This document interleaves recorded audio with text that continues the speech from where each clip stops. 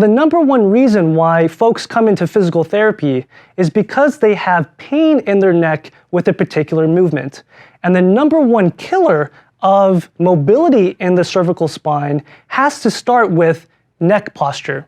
And in the PT world, we call this upper cross syndrome, or more what is commonly known as a forward head posture. If you take a general view of the spine, you'll see it's like an upward facing triangle. The cervical vertebrae are at the top and at the apex, and then the thoracic vertebrae, and then the lumbar vertebrae. And the reason why that's important is because the spine is built to absorb load, and it's also built to facilitate movement. So the lumbar spine the vertebrae are larger because it has to support the weight of the entire torso, the shoulder girdles, the arms, the neck, and the head. The cervical vertebrae only have to support the weight of the head, so they can be smaller.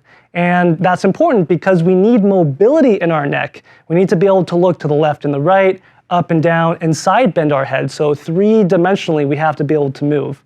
What happens in a forward head posture is the head shifts in front of the torso, causing a kink in this line. In this position, the pecs, as well as the muscles on the side and back of the neck, including the upper trapezius, levator scap, suboccipitals, and the erector spinae, shorten and commonly become irritated. This is highlighted by the red line. Correspondingly, the deep cervical neck flexors, the rhomboids, and the mid and lower trapezius muscles tend to elongate and become weak. This is shown by the blue line. Together, we have the upper cross syndrome, a combination of elongated and shortened musculature that contributes to neck pain in many cases. Good cervical posture is arguably the most important thing when it comes to keeping your neck healthy. And what I mean by good cervical posture is making sure that your head is in a little bit more of a retracted position like this. And the reason why that's important is if, for example, if you imagine that I'm holding a 10-pound weight like this versus a 10-pound weight like this, obviously it's going to be easier on my shoulder to hold the weight that's closer to my torso versus holding the weight farther away.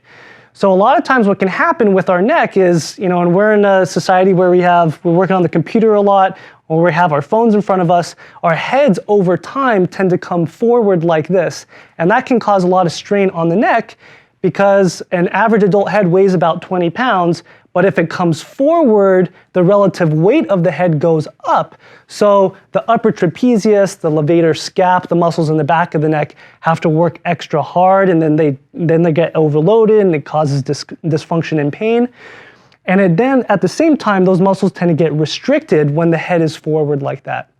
So I was describing before that a lot of times people come into physical therapy because they have pain with a specific rotation or range of motion. So when you take into a context of cervical posture, when the head is forward like this and these muscles get tight, you're going to find that your rotation will be limited, and it could often be painful because those muscles are being restricted and overworked. This forward head posture, or upper cross syndrome, is a really key piece to keeping your neck healthy for the long term.